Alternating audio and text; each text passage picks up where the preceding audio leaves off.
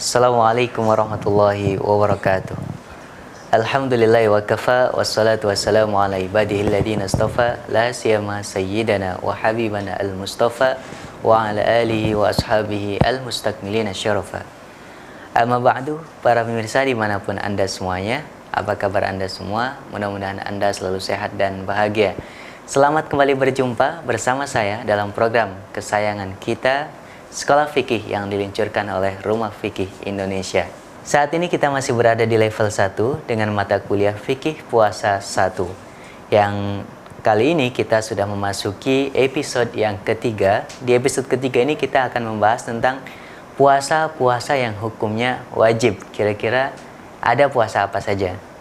Nah, masih bersama narasumber dan dosen kita yang alhamdulillah sudah hadir di studio dan kelas kita. Beliau adalah Ustadz Muhammad Said Mahadir LC MAG. Kita sapa sejenak beliau. Assalamualaikum. Waalaikumsalam warahmatullahi wabarakatuh. Alhamdulillah kita masuk ke episode ketiga. Alhamdulillah. Dan di episode ketiga ini pembahasannya cukup menarik, yaitu tentang puasa-puasa yang hukumnya wajib. Kira-kira apa saja? Nah, kan tentu puasa hukumnya ternyata mungkin beda-beda ya. Bisa dijelaskan tentang hukum daripada puasa itu sendiri dan kira-kira puasa wajib itu ada apa saja? Baik. Bismillahirrahmanirrahim. Alhamdulillah rabbil alamin wassalatu wassalamu ala asyrafil anbiya wal mursalin wa ala alihi wa ashabihi ajmain. Pemirsa sekolah fikih dimanapun antum semua berada, berbicara masalah puasa ini, kalau kita bicara tentang hukumnya, ternyata hukum puasa itu beragam. Dia mengikuti hukum taklif. Hukum taklif yang 5 itu ya. Iya. Jadi ada puasa yang wajib nantinya. Ada yang puasa yang wajib. Ada puasa yang sunnah. Ada puasa yang haram. Haram. Puasa Ada juga yang haram juga iya. ada ya. Ada juga puasa yang makruh. Lalu kemudian dia ada puasa yang sifatnya mubah. Boleh-boleh saja. Oke. Dan yang akan kita bahas sekarang ini puasa yang wajib gitu ya. Iya. Dan yang akan kita bahas pada episode kali ini adalah puasa apa saja yang secara hukum fikih itu dibebankan kepada kita, di mana kalau seandainya kita meninggalkan puasa ini, kita berdosa. Tapi kalau kita mengamalkannya dengan ikhlas insya Allah, maka jatuhnya kita malah dapat pahala. Betul. Lebih kurang ada 4 jenis puasa wajib yang wajib dikerjakan. Yang pertama itu ada puasa Ramadan. Puasa Ramadan. Yang kedua itu ada puasa qadha Ramadan. Itu wajib juga ya? Wajib juga. Yang ketiga ada puasa nazar. Puasa nazar. Dan yang keempat nanti akan ada namanya puasa kafarat. Puasa kafarat. Puasa denda atas sebuah perilaku kesalahan yang kita lakukan. Artinya kalau ketika kita melakukan sebuah kesalahan, tentu ada hukumannya gitu ya. Iya. Nah, yang jenis hukumannya dalam bentuk puasa begitu maksudnya. Iya, salah satu pilihan hukumannya nanti adalah puasa. Walaupun ada pilihan yang lain nanti. Iya. Seperti itu. Jadi kurang lebih puasa wajib itu ada 4 ya. Ada 4. Yang bisa kita bahas pada episode kali ini yaitu adalah puasa Ramadan, kemudian puasa qadha Ramadan, yang ketiga adalah puasa nazar, dan yang keempat puasa kafarah. Ya, nah, itu benar. 4 puasa wajib. Oke. Mungkin kita bahas satu persatu puasa yang dihukumi di dalam ilmu fikih ini sebagai puasa wajib. Ya, pertama berarti puasa Ramadan. Baik. Pemirsa sekolah fikih dimanapun antum berada, yang pertama sekali yang diwajibkan tadi ya adalah puasa Ramadan. Sebenarnya ini pembahasannya sudah kita bahas pada bab sebelumnya. Walaupun ada baiknya juga kita ulang kembali sekilas bahwa memang satu-satunya sebenarnya ibadah puasa yang aslinya memang wajib itu hanya puasa Ramadan ternyata. Nah, kewajiban puasa yang lainnya seperti nazar, kemudian puasa qadha, kemudian puasa kafarat, ini kewajibannya karena ada sesuatu yang lain. Bukan karena diwajibkan sejak awal. Bukan gitu ya? diwajibkan sejak awalnya gitu. Tapi kalau puasa Ramadan enggak, dia memang puasa yang memang aslinya diwajibkan, disyariatkan, yang itu diwajibkan untuk dikerjakan. Tanpa ada embel-embel yang lainnya gitu. Iya, iya. Nah, Ini hanya puasa Ramadan berarti ya? hanya puasa Ramadan Yang memang saja. sejak awal ini hukumnya wajib. Gitu. Hukumnya wajib. Ya, seperti misalnya landasannya adalah firman Allah Subhanahu wa taala dalam surat Al-Baqarah ayat 183 ketika Allah mengatakan, A'udzubillahi minasyaitonir rajim. Bismillahirrahmanirrahim. Ya ayyuhalladzina amanu kutiba alaikumusshiyam kama kutiba alal ladzina min qablikum la'allakum tattaqun. Lanjutan dari ayat ini mempertegas kembali pemaknaan wajibnya puasa Ramadan. Lanjutannya di ayat berikutnya ketika Allah mengatakan faman kana minkum au faman syahida minkum asy-syahra falyasum.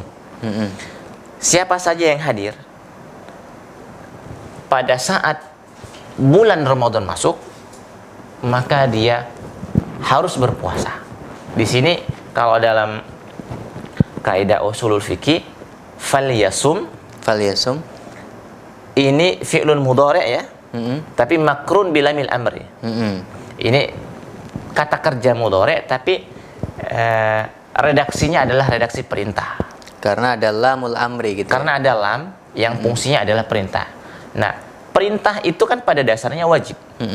Kecuali memang ada alasan-alasan dan dalil-dalil yang memalingkan dari hukum wajib ini ke hukum yang lain. Betul. Dan sampai saat ini para ulama kita sudah sepakat, ijma ulama, bahwa kewajiban atau perintah perihal puasa Ramadan ini tidak ada yang memalingkannya ke hukum yang lain selain dari hukum wajib. Makanya tidak ada pilihan sama sekali. Kehambaan kita kepada Allah Subhanahu wa taala salah satunya diuji dengan bagaimana kita sami'na wa ata'na dengan perintah ibadah puasa Ramadan yang pelaksanaannya sudah sejak dulu di zaman Rasul ketika tahun kedua Hijriah di mana Rasulullah SAW sempat puasa Ramadan 9 kali, dan sampai saat ini dan sampai nanti hari kiamat insya Allah kewajiban puasa bulan Ramadan ini tidak akan pernah berubah hukumnya.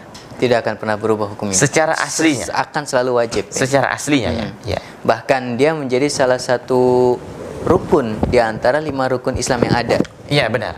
Ya, nanti ayat Al-Qur'an ini nanti didukung dengan beberapa hadis Rasulullah SAW. Salah satunya seperti tadi yang antum tegaskan. Ketika misalnya Rasulullah mengatakan bunyal Islam ala khamsin. Islam ini dibangun atas 5 perkara.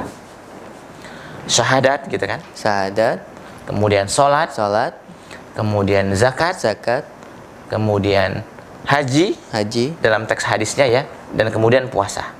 Walaupun di dalam beberapa penjelasan yang lain zakat dulu atau puasa dulu baru haji yang terakhir. Ala kulli hal semua hadis yang meriwayatkan tentang 5 rukun Islam ini di dalamnya ada salah satu rukunnya adalah puasa. Berarti intinya adalah puasa itu memang, tapi puasa Ramadan maksudnya.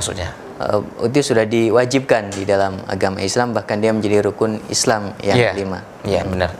Nah, pengingkaran terhadap kewajiban pengingkaran terhadap kewajiban puasa bulan Ramadan ini dinilai perkara yang sangat besar. Pengingkaran ya. Tapi kalau seandainya ada orang yang tidak puasa Ramadan atas alasan dia mungkin malas atau kemungkinan dia tidak capek atau kemungkinan dia punya alasan lain, tapi dia masih meyakini itu, dia masih meyakini bahwa itu adalah kewajiban. Yang seperti ini dia hanya berdosa. Tapi kalau seandainya dia mengingkari kewajiban dengan menilai bahwa sebenarnya puasa Ramadan itu untuk apa, nggak wajib gitu kan. Nah, maka yang seperti ini bisa-bisa membuat dia keluar dari status sebagai seorang muslim. Ya, itu puasa wajib yang pertama, yaitu puasa Ramadan. Kita akan membahas puasa wajib yang kedua nanti di segmen yang kedua, karena segmen pertama ini waktunya sudah dibatasi, sudah habis. Para pemirsa, kita akan lanjutkan lagi. Puasa wajib selain daripada puasa Ramadan, kira-kira masih ada 3 hal yang belum kita bahas secara tuntas dan secara panjang lebar. Jangan kemana-mana pemirsa, tetap bersama Sekolah Fikih untuk melanjutkan pembahasan tentang puasa-puasa wajib.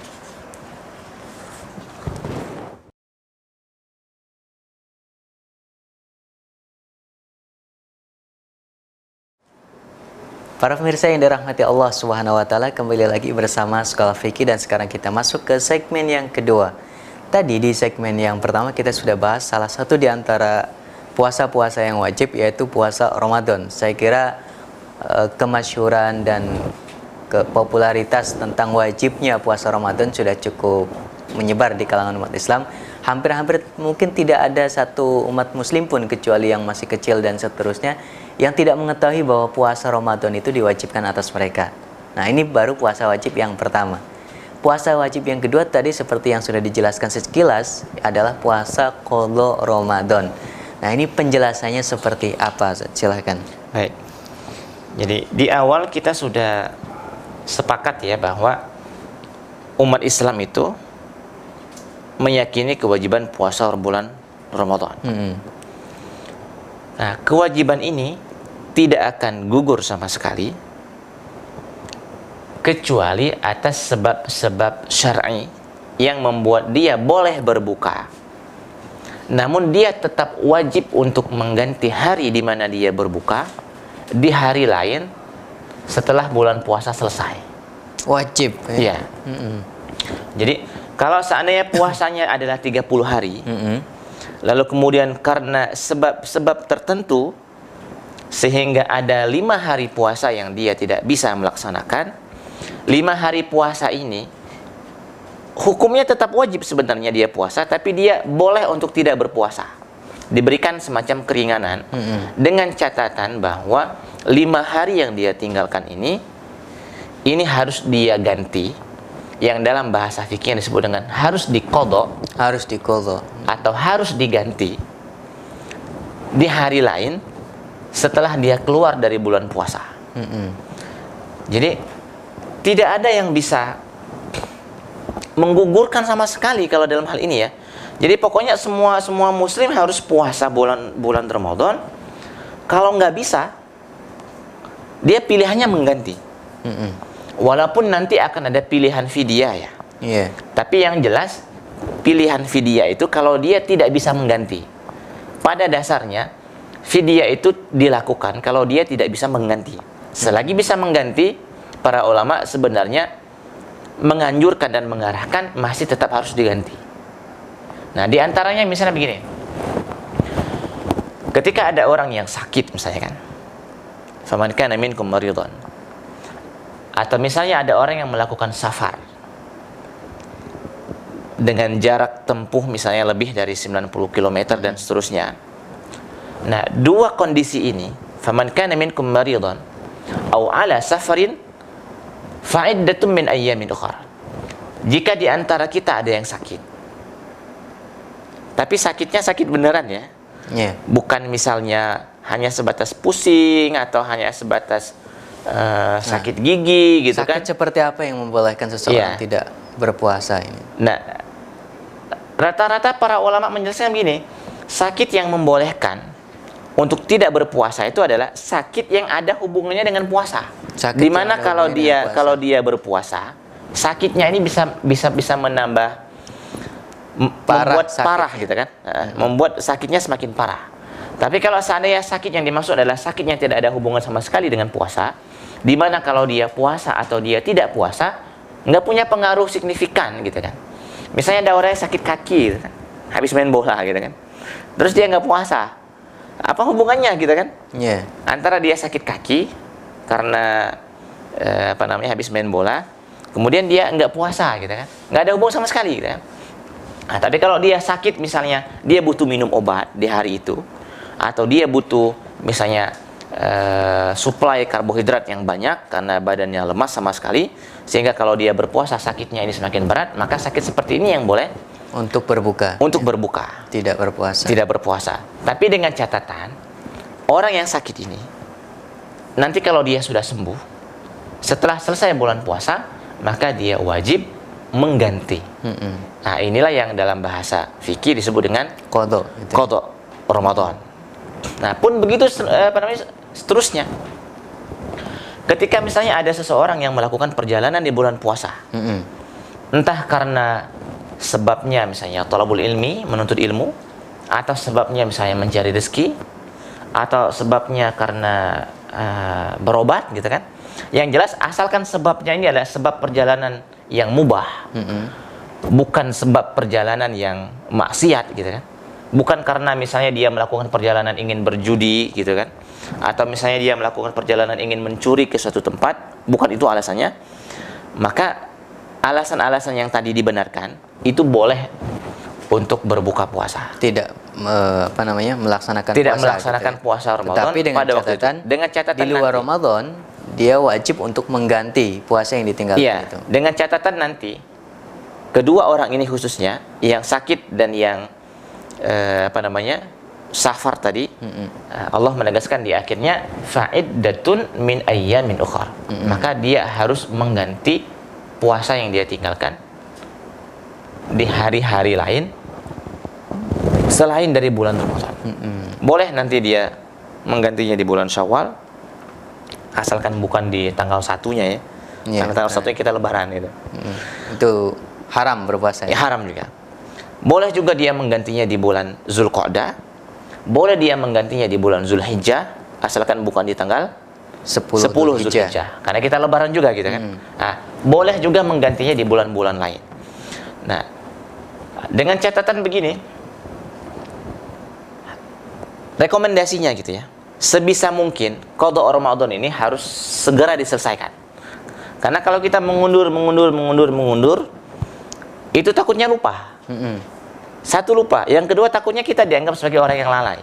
Betul. Karena ini mau nggak mau kewajiban, dan kewajiban itu harus disegerakan sebisa mungkin. Jangan sampai terlalu banyak ditunda sehingga akhirnya kita menunda pekerjaan yang itu adalah hukum yang wajib. Nah, Terkait nanti, qadha ini, kalau orang wanita itu, seorang wanita yang sedang haid pada saat berpuasa, dia kan malah diharamkan ya, di bulan Ramadan untuk melaksanakan puasa.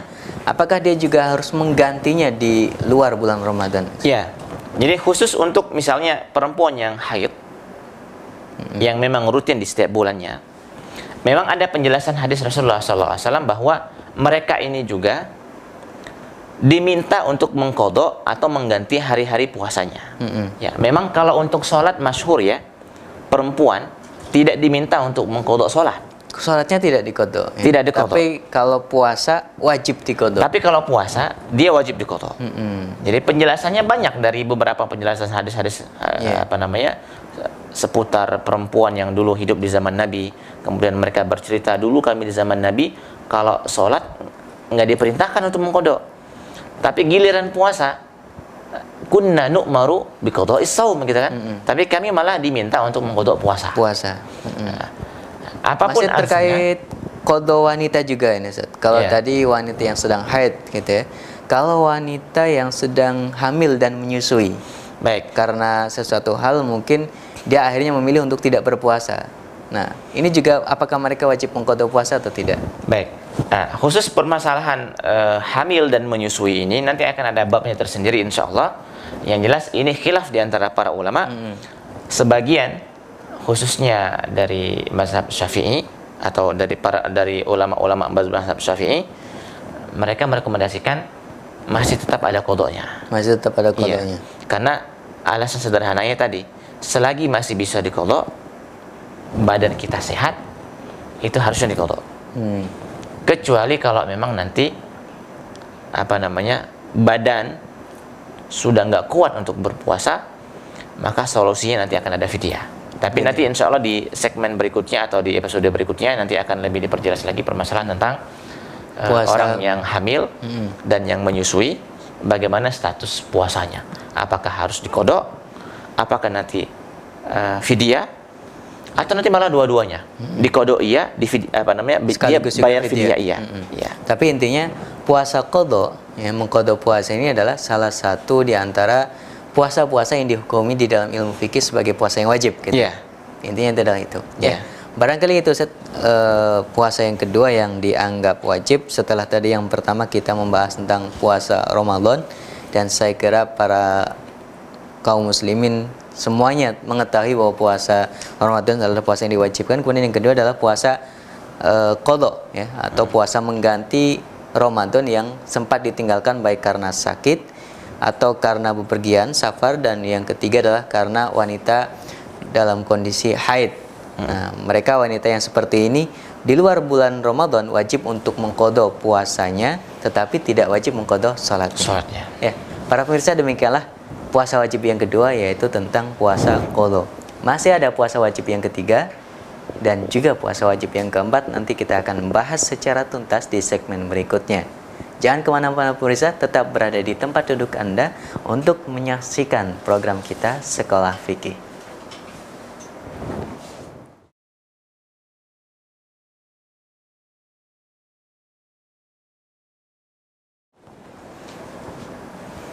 Para pemirsa yang dirahmati Allah Subhanahu wa taala, alhamdulillah kita sampai sekarang masuk di segmen yang ketiga.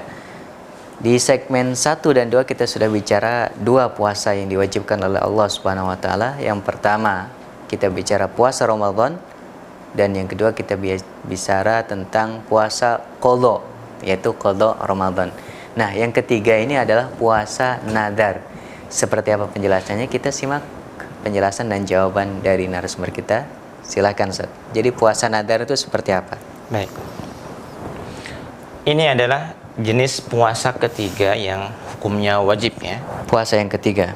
Seperti yang sudah kita jelaskan sebelumnya, bahwa yang pertama adalah puasa Ramadan, yang kedua adalah puasa qadha Ramadan sebagai ganti dari beberapa hari yang ditinggalkan karena sebab-sebab tertentu. Lalu kemudian yang berikutnya adalah puasa nazar. Puasa nazar. Sebenarnya aslinya puasa jenis ini hukumnya nggak wajib. Nggak wajib ya. Cuma gara-gara kita yang mewajibkan untuk kita, maka hukumnya jadi wajib gitu kan.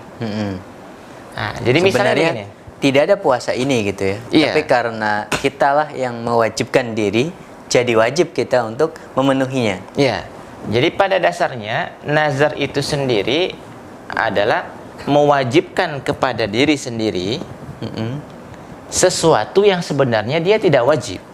Tidak diwajibkan. Tidak diwajibkan. Nah, salah satunya misalnya puasa nazar ini.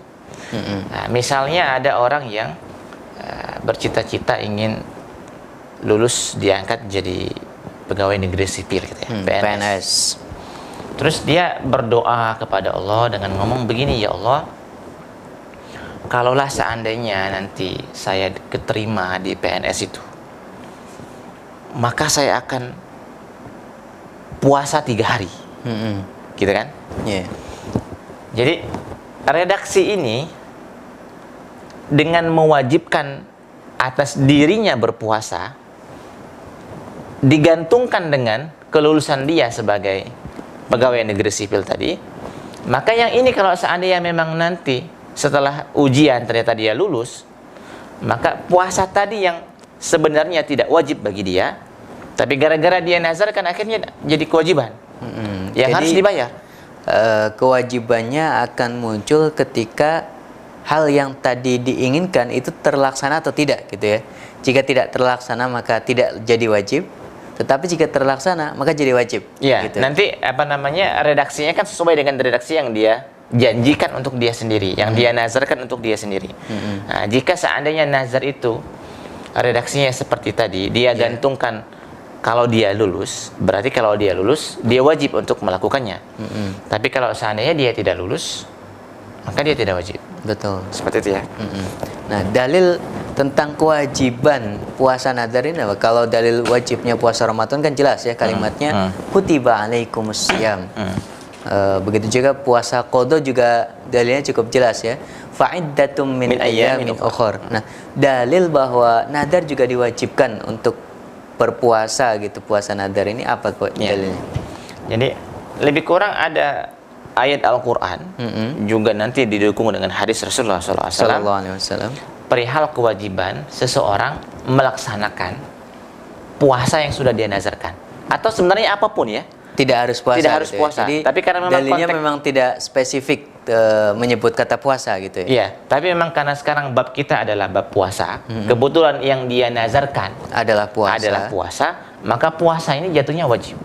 Kalau seandainya yang dia nazarkan itu adalah berupa perilaku lain, sedekah misalnya, atau seandainya perbuatan lain yang itu adalah perbuatan yang memang mubah, boleh dilakukan, bukan perbuatan yang haram, maka perbuatan itu yang nanti akan wajib. Iya. Jadi dalilnya tidak terkait puasa sebenarnya. Tidak terkait puasa. Tetapi Dalilnya jika- umum sekali. Misalnya, Jika puasa yang dinadarkan, maka puasa itu menjadi ya, wajib. misalnya kita lihat dalam surat Al-Hajj ayat 29 ketika Allah 29. mengatakan wal yufu nuzurahum. Wal yufu nuzurahum, maka hendaklah mereka itu memenuhi nazar mereka. Mereka Atau memenuhi hendaknya mereka yang bernazar itu melaksanakan nazar mereka. jadi apa yang mereka sudah nadarkan tunaikanlah gitu. Iya, jadi kira-kira ini kan redaksinya umum sekali ya. Ya, dalam surat Al-Hajj ayat 29 itu wal yufu nuzurahum. Nah, nanti penjelasan tambahannya ada di hadis Rasulullah SAW ketika Rasul mengatakan man nazaro an yuti Allah falyuti'hu wa man nazaro an ya'siyahu fala ya'sihi. Siapa yang bernazar untuk mentaati Allah, dalam arti dia bernazar untuk berpuasa, dia bernazar untuk sedekah gitu kan, dia bernazar untuk membangun masjid, dia bernazar untuk membuatkan orang sumur gitu kan, karena misalnya atas apa yang dia mintakan kepada Allah gitu kan. Nah, maka nazar-nazar yang dia sebutkan ini adalah perilaku baik yang memang harus dilaksanakan. Fal yuti'hu. Nah, berbeda nanti konteksnya kalau seandainya yang dia nazarkan adalah sesuatu yang haram pada dasarnya. Itu gimana kalau misalnya bernadar dengan sesuatu yang haram? Iya. Apakah dilaksanakan keharaman Nah, ini? atau tidak? kalau berdasarkan hadis ini wa man nazaru an ya'siyahu fala ya'sihi. Kalau seandainya dia bernazar tapi konteksnya adalah yang dia nazarkan itu adalah haram, maka kenapa harus melakukan haram gitu kan? Jangankan jangankan dia tidak mewajibkan atas dirinya gitu kan, atau bahasa sederhananya perilaku yang haram itu tetap nggak boleh dilaksanakan walaupun sudah dijanjikan atau walaupun sudah dinazarkan gitu kan. Misalnya ada orang yang bernazar kalau seandainya misalnya dia mendapatkan keturunan, dia akan menyembah kuburan misalnya kan.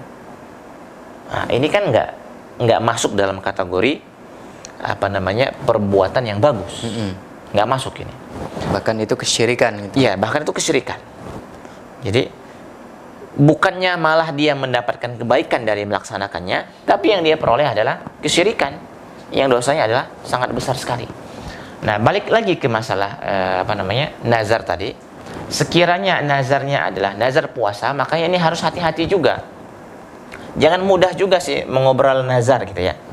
Jangan segala sesuatu disangkut pautan dengan nazar, sehingga kita tidak terjebak nanti. Karena lumayan banyak ini cerita dari teman-teman dan cerita dari pengalaman-pengalaman dari masyarakat yang menilai bahwa kadang-kadang mereka nyesal setelah bernazar itu, karena berat melakukannya gitu kan. Bahkan ada ibu-ibu itu pernah cerita dengan kita, dia nazar kalau dia punya anak laki-laki, dia mau puasa 1 bulan gitu kan.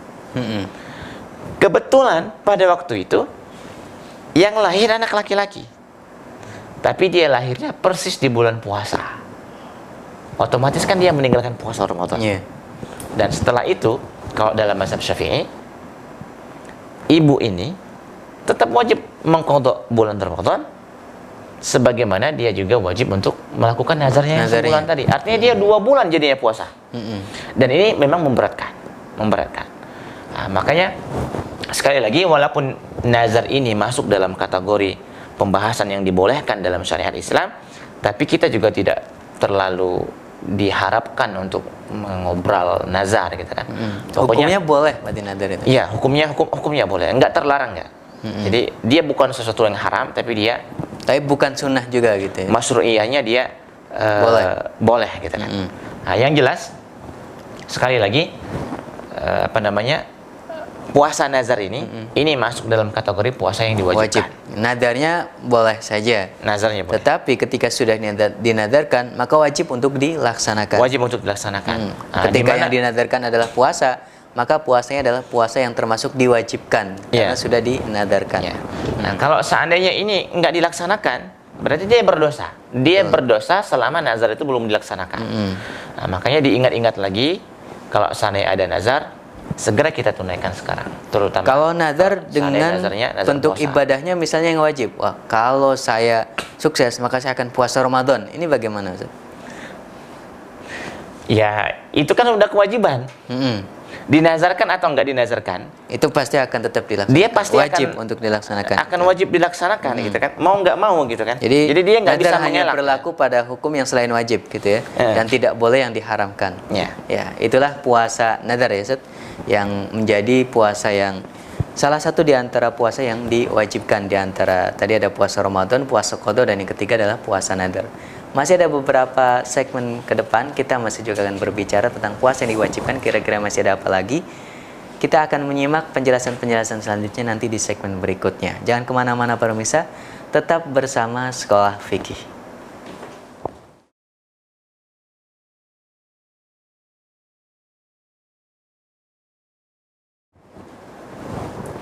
Para pemirsa yang dirahmati Allah Subhanahu wa taala, alhamdulillah kita saat ini sudah masuk di segmen yang keempat.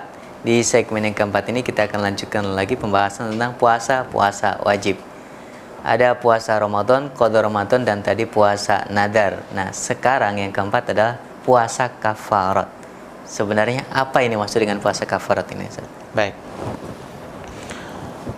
Pemirsa Sekolah Fikih dimanapun Anda semua berada, kita sekarang masuk ke puasa yang keempat. Puasa yang keempat dari puasa yang hukumnya wajib untuk dilaksanakan. Tadi kita sebut dengan nama puasa kafarah ya. Puasa kafarah. Puasa kafarah. Sederhananya, kafarah itu artinya adalah hukuman lah gitu ya. Hukuman atas kesalahan yang kita lakukan, sehingga kalau enggak ada hukumannya atau sehingga Allah Subhanahu wa taala memilihkan biasanya hukuman itu, dan salah satunya itu ada puasanya. Di antara pilihan-pilihan ada itu. Di antara pilihan-pilihan kafarah itu, biasanya kafarah itu adalah hukuman yang dia ada pilihannya gitu ya. Nah, misalnya jadi tidak hanya puasa sebenarnya. Tidak hanya puasa, gitu ya. Walaupun salah satu dari pilihannya itu ada puasa. Nah, sekali lagi sebagai penebus dari kesalahan yang dilakukan. Nah, misalnya yang pertama di antara misalnya puasa kafarah yang pertama itu adalah karena kita tidak mampu untuk melaksanakan sumpah gitu. Sumpah yang sudah kita ucapkan. Misalnya ketika kita bersumpah demi Allah gitu kan. Kalau seandainya misalnya hari ini saya ujian, lalu kemudian nilai saya bagus, dia sumpahnya demi Allah, maka saya akan pulang kampung, jenguk orang tua gitu kan. Nah, ternyata di hari itu terjadilah apa yang terjadi, dan dia nggak bisa melaksanakan sumpahnya ini gitu. Nah, atas dasar itu, karena dia sudah bersumpah atas nama Allah Subhanahu wa taala untuk pulang kampung karena dia sudah berhasil lulus dari ujiannya pada hari itu, tapi dia nggak bisa, maka ini dianggap sebagai sebuah kesalahan. Sebuah kesalahan. Iya. Yang harus tidak menempati sumpahnya. Yang harus dihukum, dan hukumannya masuk dalam kategori kafarah. Nah, pilihannya sebenarnya bukan hanya puasa itu gitu ya. Mirip nazar. Mirip-mirip lah. Nanti akan ada hubungan antara nazar dengan sumpah pada babnya, insya Allah akan dibahas. Tapi sekali lagi, hukumannya sebenarnya bukan hanya puasa gitu kan. Ada hukuman lain yang sifatnya bisa dipilih. Sebagian ulama mengatakan bisa dipilih, walaupun sebagian ulama yang lainnya mengatakan ini harus urut dulu. Kalau dia nggak bisa, baru yang ini. Kalau dia nggak bisa, baru yang ini. Nah, misalnya kita bacakan saja ayat Al-Quran yang menjelaskan tentang hukuman atau kafarat bagi orang yang tidak bisa melaksanakan sumpahnya. Ketika Allah mengatakan a'udzubillahi minasyaitonirrajim di dalam surat Al-Maidah ayat 89. Al-Maidah ayat 89. Allah mengatakan fakaffaratuhu it'amu 'asharati masakin min awsati ma tut'imuna ahlikum aw kiswatuhum aw tahriru raqabah. Jadi sebenarnya sebelum puasa itu pilihan pertamanya, itu hukuman pertamanya itu adalah it'amu 'asharati masakin. Ketika ada orang yang tidak bisa atau tidak mampu untuk melaksanakan sumpahnya, dia dihukum pertama memberi makan 10 orang miskin. 10 ya. 10 orang miskin. Ya, 10 orang miskin. Tapi kalau dia tidak mampu untuk ini, maka pilihan berikutnya adalah kiswatuhum, atau dia memberikan pakaian untuk mereka. 10 orang miskin itu. 10 orang miskin lagi. Lalu kemudian kalau dia emang nggak bisa, maka pilihan berikutnya adalah tahriru raqabah, membebaskan budak. Seorang budak. Nah, kalau seandainya it'amu 'asharati masakin, memberi makan 10 orang, memberikan mereka pakaian dan membebaskan budak ini tidak bisa, barulah nanti Al-Qur'an melanjutkan faman lam yajid fasiyamu salasati ayyam. Jika 3 pilihan yang tadi ditawarkan tidak bisa dilakukan, maka barulah pilihan berikutnya adalah pilihan yang gratisan gitu kan. Yaitu puasa 3 hari sebagai penebus kesalahan karena memang dia tidak bisa melaksanakan sumpahnya tadi. Seperti itu. Jadi kewajiban puasa kafarah ini baru diwajibkan ketika dia memang tidak mendapatkan hal-hal yang bisa dia lakukan ya, terkait memberikan 10 orang miskin makanan, kemudian pakaian, atau membebaskan budak begitu ya. Ketika dia tidak mendapatkan itu semua, baru ada puasa wajib, yaitu puasa kafarah karena dia tidak mampu melaksanakan sumpahnya. Jadi zahir ayatnya, redaksi ayatnya secara teks zahir memang menghendaki seperti itu.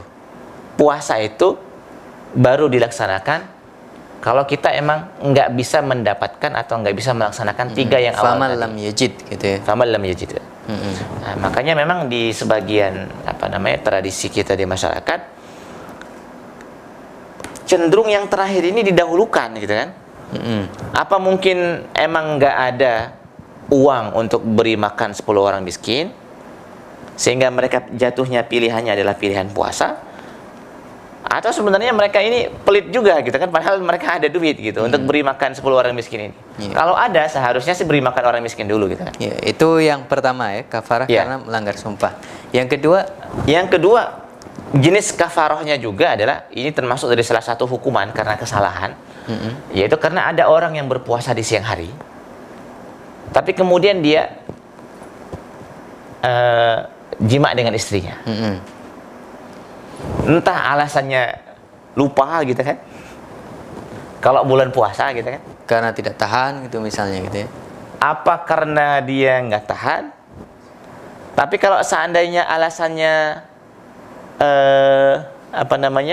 nggak sengaja, kira-kira ada nggak orang yang nggak sengaja gitu?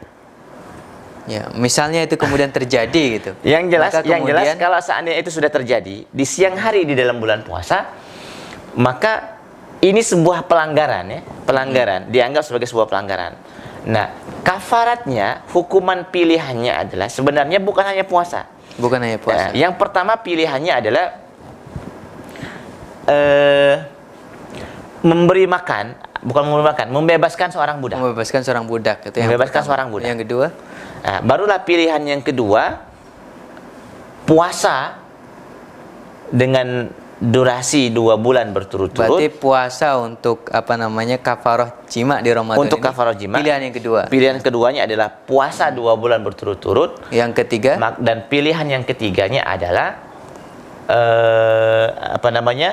memberi makan 60 orang miskin. 60 orang miskin. Tapi intinya puasa yang kemudian menjadi salah satu puasa yang wajib dalam pembahasan kita adalah puasa ketika yang pilihan yang kedua itu tadi ya. Iya.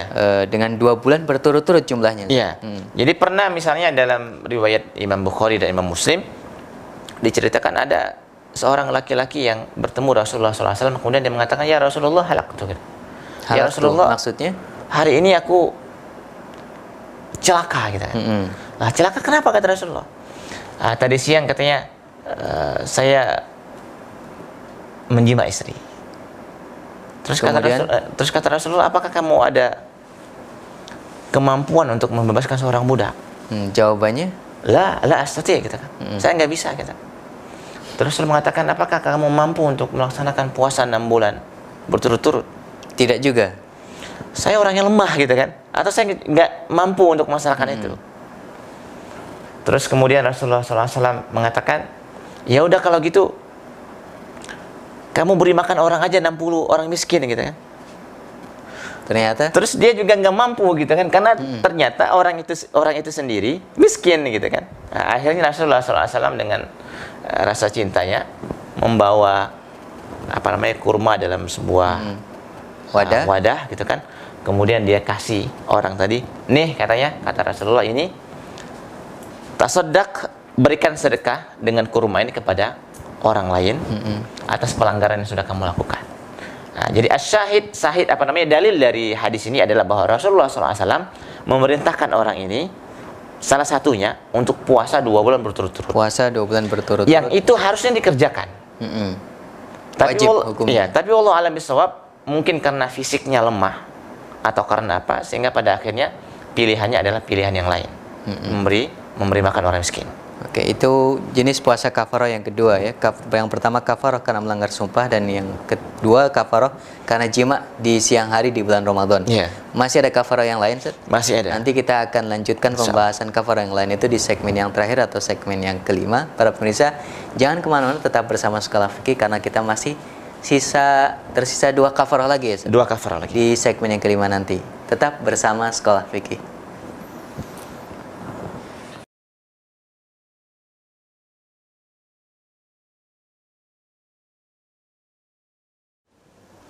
Para pemirsa yang dirahmati Allah Subhanahu wa taala, alhamdulillah sampai juga kita akhirnya di segmen yang kelima atau segmen yang terakhir. Di segmen yang terakhir ini kita masih melanjutkan pembahasan tentang beberapa puasa yang diwajibkan oleh Allah Subhanahu wa taala karena terkait beberapa sebab. Yang keempat adalah puasa kafarah. Tadi ada beberapa puasa kafarah yang sudah dijelaskan sama narasumber kita, yaitu kafarah karena melanggar sumpah. Kemudian yang kedua, kafarah karena terjadinya jima di siang hari di bulan Ramadan. Dan yang ketiga ini yang akan kita bahas, apa Ustaz? Setelah 2 kafarah yang tadi sudah kita bahas bersama di segmen sebelumnya. ya. Jadi yang ketiga ini kita akan membahas seputar kafarah karena haji tamattu. Kafarah karena haji tamattu. Jadi orang haji disuruh bayar denda gitu ya? Iya. Jadi di dalam ayat Al-Quran dan di dalam penjelasan-penjelasan hadis Rasulullah SAW, sehingga para ulama menyimpulkan mereka yang mengambil haji, mereka yang mengerjakan haji dan mengambil jenis haji tamattu, artinya mereka antara umroh dan hajinya itu dipisah gitu kan, dengan 2 niat tentunya. Nah, metode haji seperti ini menghendaki mereka kena dam, yaitu memotong setidaknya kambing ya. Kambing. Minimal kambing gitu kan. Nah, ketika kalau misalnya kita lihat pada kafarah-kafarah sebelumnya karena kesalahan, melanggar sumpah, kemudian tadi jima Ramadan. Ini tiba-tiba haji tamattu apakah sebuah kesalahan atau gimana? Enggak, sebenarnya bukan karena kesalahan ya. Justru karena dia tamattunya itu, karena dia tamattunya itu akhirnya dia diminta untuk menyembelih hadiyu. Karena itu Allah Subhanahu wa taala mengatakan, faman tamatta'a bil umrati famastaysara minal haji. Jadi ketika kita sudah bertamattu dengan ihram kita, ketika kita memilih tamattu dalam haji yang kita pilih maka secara otomatis dia harus famastaysara minal haji. Menyembelih dam. Nah, namun kan tidak semua orang bisa melaksanakan ini. Saja ya. Iya. Kalau seandainya kondisinya lagi sempit, terus uang kita juga terbatas, maka otomatis Islam harus menyediakan solusi yang lain. Nah, maka solusinya adalah faman lam yajid fa siyamu salasati ayyamin fil haji wa sab'atin idza raja'tum. Solusinya adalah kalau enggak bisa menyembelih hadyu kambing, maka puasa 3 hari di Mekah ketika melaksanakan ibadah haji itu, dan yang berikutnya 7 harinya itu puasanya. Oh, artinya setelah mereka datang puasanya ada 10 hari mereka semuanya. Oh iya, ada 10 Tapi hari. perinciannya 3 hari berada di Mekah ketika dia masih belum pulang ke negerinya masing-masing. Kemudian sisanya yang 7 hari itu di negerinya, begitu? Iya, benar. Jadi seperti itulah kondisi ketika seseorang memilih haji dengan Tamattu itu tadi. haji tamattu. Mau nggak mau dia harus kena dam. Tapi kalau dia nggak bisa melaksanakan dam itu, dia kena puasa. Artinya Kewajiban puasa. pembayaran dam di haji tamattu itu salah satu bagian dari ritual tamattu. Iya, benar. Jadi itu bagian dari ritual yang harus dikerjakan, dan ini kategorinya wajib. 10 hari ini kategorinya wajib. Ketika ritual ini tidak bisa dilakukan, membayar haji atau dam itu, kemudian penggantinya ketika tidak mampu adalah berpuasa 10 hari, di mana perinciannya 3 hari di Mekah, 3 hari di masih di Mekah. sana, kemudian 7 hari di negerinya. 7 harinya di Apakah negeri. proses puasanya harus 3 hari berturut-turut dan 7 hari berturut-turut? Enggak. Nggak Jadi harus. 3 hari dan 7 hari ini boleh dilakukan terpisah, boleh juga dilakukan urut. Tergantung nanti kemudahan dari orang yang melakukan haji. Ini misalnya 7 hari ketika sudah pulang di negerinya Indonesia, gitu ya, sudah bulan bukan Dzulhijjah lagi, udah 2 bulan kemudian masih nggak apa-apa gitu ya. Iya, nggak apa-apa. Yang penting 7 hari. Ya, tapi ada baiknya karena ini adalah kewajiban, harus disegerakan dan Harus disegarkan. jangan ditunda-tunda lagi gitu. Nanti kalau ditunda kelupaan. Betul. Nah, jadinya kalau kelupaan kan damnya tadi gimana nasibnya? Jangan-jangan nanti malah hajinya akan terganggu gara-gara Tapi ibadah dam misalnya ini pun yang sampai kelupaan seperti itu, apakah hajinya dikatakan tidak sah atau gimana? enggak, insya Allah kalau hajinya tetap sah. Hajinya tetap sah ya. Tetapi puasa Asalkan- tetap wajib. Asalkan sebelumnya rukun-rukunnya sudah terpenuhi semua ya. Rukun-rukun sudah Nah, terpenuhi. rukun-rukunnya Karena ini sudah bukan terpenuhi bagian semua. daripada rukun. Jadi ini hanya bagian dari wajib haji Wajib yang haji. harus dikerjakan. Yang kalau nggak dikerjakan itu bisa mengganggu atau bisa mengurangi kesempurnaan dari ibadah haji. Ya, itu Ya, kita nggak mau lah hanya gara-gara seperti ini kita sudah keluar duit banyak, udah badan capek, tapi kita nggak dapat pahala hajinya sempurna. kurang gitu ya. Nah. Maka itu kafaroh yang ketiga, kafaroh karena haji tamattu. Kafaroh yang keempat, Baik, kafaroh yang keempat, dan ini adalah terakhir ya. Ini adalah kafaroh zihar. kafaroh apa itu zihar? Kafaroh zihar. Nah, sebenarnya di negeri kita khususnya di Indonesia ini nggak familiar zihar ini ya. Ini adanya kebiasaan orang-orang Timur Tengah sana, orang Arab khususnya gitu kan. Nah, mereka punya tradisi. Sebenarnya mereka ingin menceraikan istrinya. Jadi karena keinginan menceraikan istrinya, Karena keluar ingin zihar itu menceraikan tadi. istrinya, akhirnya mereka menyamakan istrinya dengan ibunya. Makanya redaksi yang sering mereka lakukan adalah mereka bilang ke istrinya, "Anti alayya ka dhahri ummi." Maknanya Kamu itu bagi saya seperti punggung ibuku. Sebenarnya maksudnya adalah punggungnya sama gimana? maksudnya begini, maksudnya sebenarnya redaksi ini maksudnya kamu itu pinginnya saya haramkan untuk diri saya, sebagaimana saya mengharamkan pernikahan itu kepada ibu saya gitu. Maksudnya kamu sudah tidak halal lagi dengan saya gitu. Seperti itu. Nah, dan ini luar biasa ini. Ini bentuk Maksudnya perceraian. lebih apa namanya? Lebih dahsyat lagi dari sebatas menceraikan gitu kan. Ya kalau sebatas menceraikan kan dia nggak ada banding-bandingan misalnya dengan ibu lah, dengan apalah, nggak ada gitu kan. Iya. Pokoknya anti tolik kamu saya ceraikan. Kalau seandainya mau menikah lagi, tinggal saya rujuk lagi. Atau kalau seandainya tolaknya sudah 3, yang perempuan tadi harus menikah lagi dengan laki-laki lain. Kalau terjadi perceraian bisa rujuk lagi tanpa syarat apa tambahan. Tapi kalau seandainya zihar, karena dia sudah mengharamkan istrinya, sebagaimana dia mengharamkan kepada ibunya, Betul. maka ini harus didenda atau dihukum dengan kafar zihar Kalau mau mencabut kembali apa yang sudah diomongkan. Jadi ketika seorang seorang suami terlanjur mengucapkan dihar tadi yang tidak populer di kita itu, konsekuensinya apa? Nah, untuk itu kita coba lihat dan kita baca langsung firman Allah Subhanahu wa taala dalam Surat Al-Mujadilah ayat 3 sampai 4. Ketika Allah mengatakan a'udzubillahi minasyaitonir rajim. Bismillahirrahmanirrahim. Wallazina yuzahiruna min nisaihim summa ya'uduna lima qalu fatahriru raqabatin min qabli an yatamassa. Jadi awal mulanya adalah kalau orang sudah menzihar istrinya dengan kata-kata yang tadi, maka yang harus dia lakukan adalah dia harus membebaskan budak. Membebaskan budak. Dan tentunya gitu ya. sekarang ini membebaskan budak udah bukan zamannya lagi. Karena memang tidak ada budak. Karena gitu ya. memang udah nggak ada budak lagi. Nah, lanjutan dari ayatnya adalah di akhirnya gitu ya. Faman lam yajid fasiyamu syahraini mutatabi'aini min qabli an yatamassa.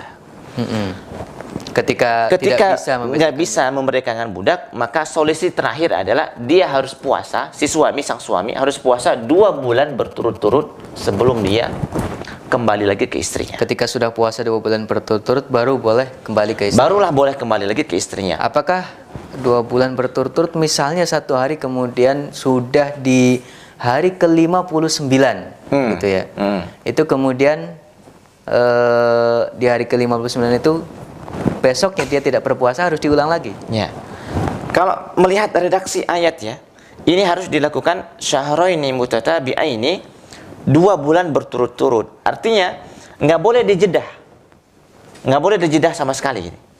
Sekiranya ada penjedahan, maka prosesnya harus diulang dari awal lagi. Dan inilah beratnya memang. Mau nggak mau ini harus dilakukan. Harus berturut-turut. Dan ini memang berat.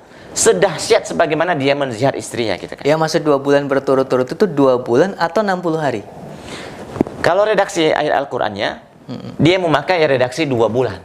Bukan 60 hari ya. Yeah. Jadi kalau seandainya 1 bulan itu bisa 29 dan bulan berikutnya misalnya 29, berarti dia nggak harus 60 hari. Nggak harus 60. Hitungannya adalah 2 bulan. 2 bulan Hijriah. Iya. Ya. Itu kalau seandainya dia kepingin untuk kembali lagi mencabut omongannya dan dia kembali hidup normal dengan istrinya. Ya, itu puasa yang diwajibkan di dalam agama Islam. Puasa kafaroh, puasa yang keempat ya. Ya. Di mana kafaroh tadi juga ada 4 macam ternyata. Benar sekali. Yaitu kafaroh karena melanggar sumpah, kafaroh ketika jima dengan istri di siang bulan Ramadan, dan kafaroh ketika haji tamatu, dan terakhir adalah kafaroh karena zihar. Para pemirsa, demikianlah pembahasan di episode kita tentang puasa-puasa wajib.